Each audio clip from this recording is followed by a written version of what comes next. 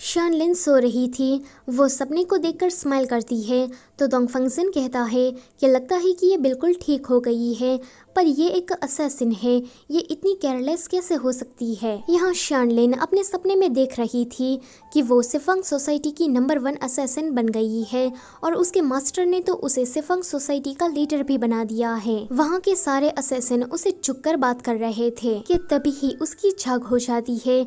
वो दोंगफंग को अपने इतना करीब देखकर उसे एक चाटा मार देती है। वो सोचती है कि भले ही इसने मुझे बचाया है, पर इसका मतलब ये नहीं कि ये मेरा फायदा उठाएगा। वो चिल्लाकर उसे कहती है कि तुम क्या कर रहे थे, कि तभी ही दोंगफंग खून की उल्टी करता है। शानलिन सोचती है कि मेरे एक चाटा मारने पर इसने खून की उल्टी कर दी, क्या ये मर गया है या फिर अभी भी मैं कोई सपना ही देख रही हूँ। दूसरी तरफ सिफंग सोसाइटी का मास्टर सभी लोगों को डांट रहा था।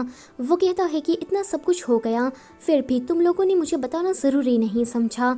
अब शानलिन राजमहल में फंस गई है, अब हम क्या करें। एक बंदा जिसका नाम तियान था वो कहता है कि इसमें सोचने वाली क्या बात है, हम चाहकर उसे बचाकर लाते हैं। मास्टर कहते हैं कि तुम तो चुप ही रहो, पर ये तुम्हारा आइडिया मुझे काफी ज्यादा अच्छा लगा। तो बताओ तुम में से कौन राजमहल जाएगा। कोई भी असैसिन अपना हाथ खड़ा नहीं करता। तो मास्टर कहते हैं कि त्यान, ये आइडिया तुमने ही दिया है, तो तुम ही राजमहल जाओगे और शानलिन को बचाकर वापस लाओगे। यूनुक आकर कहता है कि क्वीन मदर ने आपको बुलाया है। तो शानलिन कहती है कि मैजेस्टी सो रहे हैं। तो वो कहता है कि क्वीन मदर को सिर्फ तुम्हारा ही काम है, मैजेस्टी को सोने दो। शानलिन कहती है कि मैं क्वीन मदर को नहीं जानती, तो मैं उससे क्या बात करूंगी।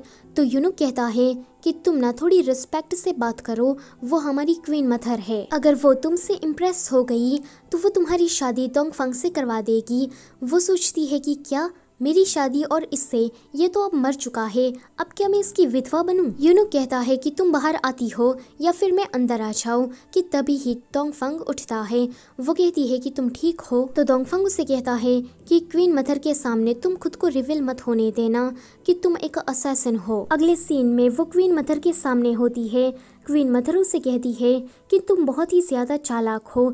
जब मैंने तुम्हें पहली बार देखा था तभी मुझे समझ में आ गया कि तुम दोंगफंग के लिए परफेक्ट हो। मैं जल्दी ही तुम लोगों की शादी करवा दूंगी, पर मैं चाहती हूँ कि इससे पहले तुम दोंगफंग को लेकर बाहर घूमने के लिए जाओ। शानलिन सोचती है कि ये दादी माँ तो कुछ ज्यादा ही अच्छा हो रही है, ये दोंगफंग को बाहर भेजना चाहती है, यानी कि इसके मन में जरूर कोई खुराफात चल रहा होगा। पर वो क्वीन मदर से कहती है कि पता नहीं मैं आपकी इस काइंडनेस को कैसे रिपे करूंगी। क्वीन मदर कहती है कि मैं तो बस यही चाहती हूँ कि तुम दोंगफंग से शादी कर लो, पर शादी करने से पहले मुझे तुम्हारे बारे में जानना है।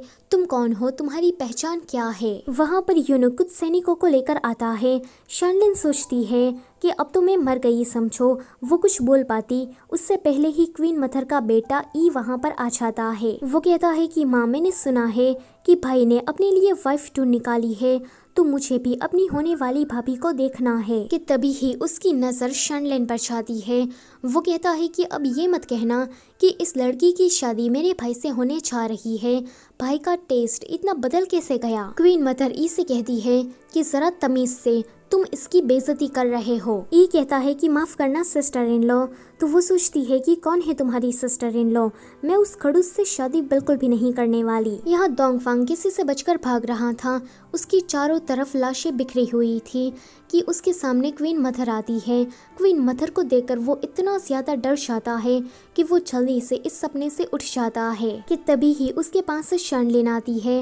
वो कहती है कि तुम ठीक हो, वैसे मैंने तुम्हारे लिए इस सिटी से बाहर निकलने का रास्ता ढूंढ निकाला है। तभी ही वहाँ पर कोई आने लगता है तो दोंगफंग उसे बेड पर गिरा कर कहता है कि प्लीज मेरे साथ नाटक करो। क्वीन मदर का वो यूनुक उन दोनों को सूप देने के लिए आया था। दोंगफंग उससे कहता है कि तुम मुझे डिस्टर्ब कर रहे हो, अभी मैं बिजी हूँ, तो तुम यहाँ से जा सकते हो। उस यूनुक के जाने के बाद शानलिन उसे दूर होती है। वो उससे माफी मांगता है। तो वो कहती है कि अब तुम क्यों माफी मांग रहे हो, माफी मांगना बेकार है। इतना कहकर वो बाहर जाती है, जहाँ पर उसका सामना ई से होता है। ई उसे कहता है कि तुम्हारी वजह से माँ ने मुझे बाहर जाने की परमिशन दे दी, तुम तो मेरे लिए लकी चार्म हो। तो वो कहती है कि फिर तो तुम्हें मेरा शुक्रगुजार होना चाहिए। ई उससे कहता है कि मुझे ना तुमसे कुछ पूछना था, बाहर जाने के बाद कैसे कैसे मजे करते हैं, क्योंकि मैं तो कभी गया नहीं, तो आप ही मुझे सिखा दो। वो कहती है कि डोंगफंग कहाँ है। वो कहता है कि लगता है कि आपको भाई की कुछ ज्यादा ही परवाह है। शानलिन कहती है कि डोंगफंग की जान मेरी है, पर रुको, ये सारी बातें मैं तुम्हें क्यों बता रही हूँ। तुम ना एक बात कान खोलकर सुन लो कि मैं किसी और को पसंद करती हूँ। ये कहता है कि सिस्टर इन लॉ, आप मुझे पसंद नहीं कर सकती, अभी तो मैं छोटा हूँ, मेरी अभी प्यार व्यार करने की उम्र नहीं हुई है। तो वो कहती है कि तुम ना दिन में सपने देखना बंद करो। तभी ही उसकी नजर कुछ नौकरों पर पड़ती है जो कि डोंगफंग के रूम की तरफ जा रहे थे। वो सोचती है कि डोंगफंग शायद खतरे में होगा। यहाँ पर डोंगफंग नहा रहा था कि वहाँ पर शानलिन आती है। वो उसे ऐसे नहाते हुए देखकर बाहर ही रुक जाती है। डोंगफंग उसे कहता है कि डोंट वरी, मैं ठीक हूँ, अभी मैं कल्टीवेशन के जरिए जहर को निकालने की कोशिश कर रहा हूँ। शानलिन उसे कहती है कि मुझे एक फेयर गेम चाहिए, मुझे निहत्थे थे और बेचारे लड़के को नहीं मारना है। जब तुम बिल्कुल ठीक हो जाओगे तब मैं तुम्हें अपने हाथों से मारूंगी। वो कहता है कि तुम तो कुछ ज्यादा ही दया दिखा रही हो, तुम मुझे कोई असैसिन नहीं लगती। तो वो कहती है कि और तुम भी मुझे कोई बुरे राजा नहीं लगते। डोंगफंग उसे कहता है कि मुझे तो ऐसा लगता है कि तुम राजमहल में रुकने के बहाने ढूंढ रही हो। तो वो कहती है कि देखो, मैं तुम्हें पसंद नहीं करती, मैं किसी और को ही अपना दिल दे चुकी हूँ। तभी ही वहाँ पर कोई आने लगता है तो वो शानलिन को अपने क्लोज करके उसे किस करने लगता है। शानलिन उसे देखकर सोचती है कि ये मुझे कुछ जाना पहचाना लग रहा है। डोंगफंग देखता है कि वो बंदा वहाँ से जा चुका है तो वो शानलिन को छोड़ देता है।